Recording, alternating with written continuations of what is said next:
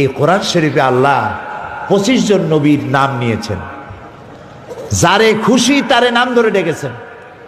ইয়া আদম, ইয়া জাকারিয়া, ইয়া ইব্রাহিম, ইয়া মুসা, ইয়া ঈসা, ইয়া ইয়াহইয়া, নাম ধরে ধরে ডেকেছেন।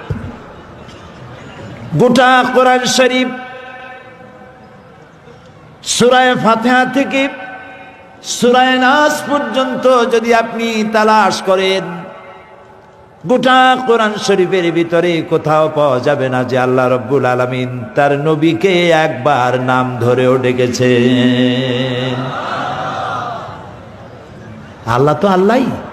মুহাম্মদ সাল্লাল্লাহু আলাইহি সাল্লাম কে বানাইছেন বলেন? তিনি স্রষ্টা, তিনি খালেক। মুহাম্মদ সাল্লাল্লাহু আলাইহি সাল্লাম মখলুক। কতটা সম্মান দিয়েছেন, নাম ধরে ডাকেন না।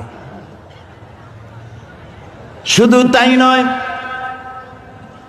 আল্লাহ রাব্বুল আলামিন নিজে নাম ধরে তো ডাকেনি নাই,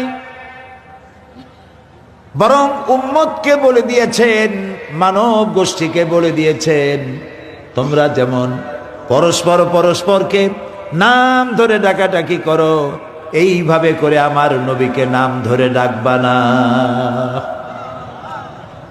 সুবহানাল্লাহ। দুনিয়ার সব নবীকে নাম ধরে ডাকলেন, আল্লাহ হুজুরকে নাম ধরে ডাকেন নাই। দুনিয়ার সমস্ত নবীদেরকে এলাকা ভিত্তিক নবী বানানো হয়েছে। কেউ মাদিয়ানের নবী, কেউ বনী ইসরাইলের নবী।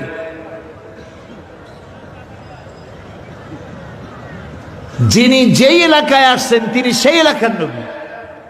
মুহাম্মদ সাল্লাল্লাহু আলাইহি সাল্লাম শুধু মক্কার নবী, মদিনার নবী ছিলেন না। তিনি কি নবী ছিলেন? আল্লাহ রাব্বুল আলামিন বলেন, নবী আপনার পরিচয়টি আপনি মানুষের সামনে ভাবে প্রকাশ করেন।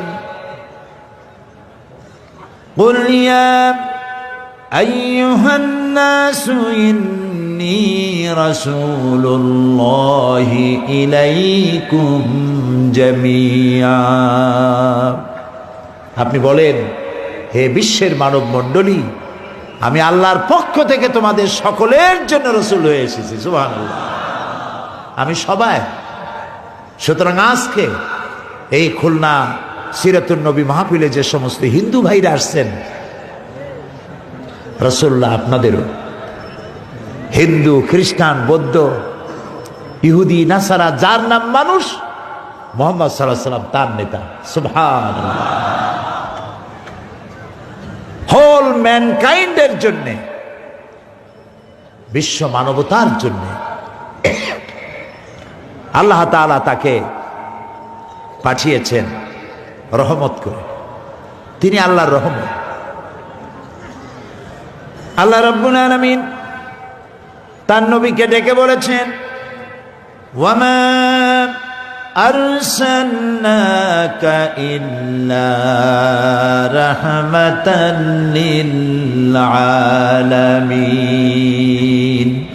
নবী হে, আপনি আমার সৃষ্টি জগতের জন্য, আমি যা বানাইছি, আগেই বলেন সুবহানাল্লাহ, আমি যা সৃষ্টি করেছি আমার সমস্ত সৃষ্টি জগতের জন্য আপনি আমার করুণা, আপনি আমার রহমত, আপনার রহমত করে পাঠাইছি। শুধু মানুষের জন্য না। রাসূলুল্লাহ হেঁটে যাচ্ছিলেন, দেখেন একটা উট রাসূলুল্লাহর দিকে তাকায় আছে, উটের চোখ দিয়ে পানি পড়তেছে। উটেও চিনতো আল্লাহ রাসূলকে। উটটি শুকনা, গায়ে তেমন গোশত নাই, উটের চোখ দিয়ে পানি পড়ছে। রাসূলুল্লাহ উটের চোখের ভাষা বুঝে ফেলেছে। উটের মালিককে ডাকলেন, এই উটটি কি তোমার? সে বলছে আমার। তিনি বললেন, তুমি এই উটের প্রতি যত্ন নাও না, পানি খাও না ঠিক মতো, খাবার দাও না ঠিক মতো, উট আমার কাছে অভিযোগ করছে, তুমি তোমার উটের প্রতি যত্ন নিও।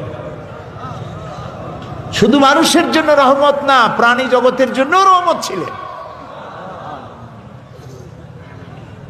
আল্লাহ তাআলা তাকে পাঠাইছেন এই পৃথিবীতে মানুষের জন্য।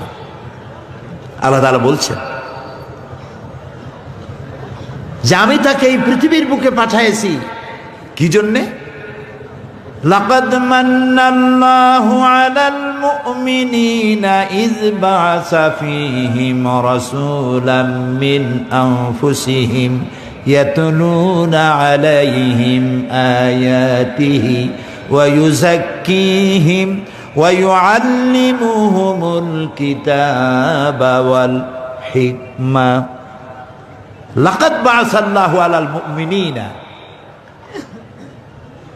মুমিনদের জন্য আল্লাহ তাআলার অনুকম্পা, মুমিনদের জন্য আল্লাহর রহমত করুণা, যে তাদের ভেতর থেকেই আল্লাহ তাআলা একজন রসূল প্রেরণ করেছেন। কি কাজের জন্য? তিনি তাদেরকে আয়াত তেলাওয়াত করে শোনাবেন এবং তাদেরকে পবিত্র করবেন, তাদেরকে কিতাব শিখাবেন এবং তাদেরকে বিজ্ঞান শিক্ষা দিবেন। সুবহানাল্লাহ। রাসূল পৃথিবীতে আসলেন, এই পৃথিবীর মাঝে তিনি এসে যে অবস্থা দেখলেন, এই অবস্থার উন্নতি কিভাবে হবে, কল্যাণ কিভাবে হবে, সেজন্য তিনি চিন্তা করলেন, গবেষণা করলেন। 40 বছর বয়সের সময় আল্লাহ তাকে নবুয়তের দায়িত্ব দিয়ে দিলেন। কবি বলছেন, उतर कर गार हिरा से सूए कौम आया, उतर कर गार हिरा से सूए कौम आया और एक नुस्खे किमिया साथ लाया। হেরা পাহাড় থেকে রাসূলুল্লাহ নেমে এলেন, হাতে আনলেন পরশ পাথর। 40 বছর বয়সে কি আনলেন? পরশ পাথর। এই পরশ পাথরের সংস্পর্শ লাগলো, লোহাগুলি সোনা হলো, পাথর লাগলো, পাথরগুলি ডায়মন্ড হয়ে গেল। সুবহানাল্লাহ। যে হযরতে ওমর রসূলকে হত্যা করতে আসলেন, চিন্তা করেন মানুষ কতটা জাহিল হলে, কতটা অজ্ঞ হলে আল্লাহ নবী হত্যা করতে আসেন। সেই হযরতে ওমর যখন হত্যা করতে এলেন আর কোরআনের সংস্পর্শে এলেন, তখন হযরত ওমর কোথা থেকে কোথায় চলে গেলেন। রাসূলুল্লাহ বলেছেন, লা নবিয়্যা বাদি ওয়ালা রাসূলা, আমার পরে নবীও হবে না, আমার পরে রসূলও হবে না, কিন্তু আমার পরে যদি কেউ নবুয়ত পেত, এটার যদি সম্ভাবনা থাকতো, ওমর অবশ্যই নবী হয়ে যেত। কোরআন জিরো থেকে হিরো বানায় দেয়। এই কোরআন নিয়ে রাসূলুল্লাহ জনগণের সামনে এলেন, মানুষকে দাওয়াত দিলেন, কালেমার দাওয়াত। দাওয়াত যারা সহ্য করতে পারল না, তারা অস্ত্র হাতে নিল, কিন্তু রাসূল অস্ত্র হাতে নেন নাই, মার খাইছেন। এই কথাগুলো ঠিক কিনা? রাসূলুল্লাহ মার খেয়েছেন, বেলাল মার খেয়েছেন, খাব্বাব খুবাইব মার খেয়েছেন। রাসূলুল্লাহ মার খাচ্ছেন আর মানুষের কাছে কাছে দুয়ারে দুয়ারে গিয়ে বুঝাচ্ছেন, দেখো এক আল্লাহ ছাড়া কোনো ইলাহ নাই, তাকে আল্লাহ বলে মেনে নাও, আর আমি আখিরি জামানার পয়গম্বর, আমাকে নবী হিসেবে মেনে নাও।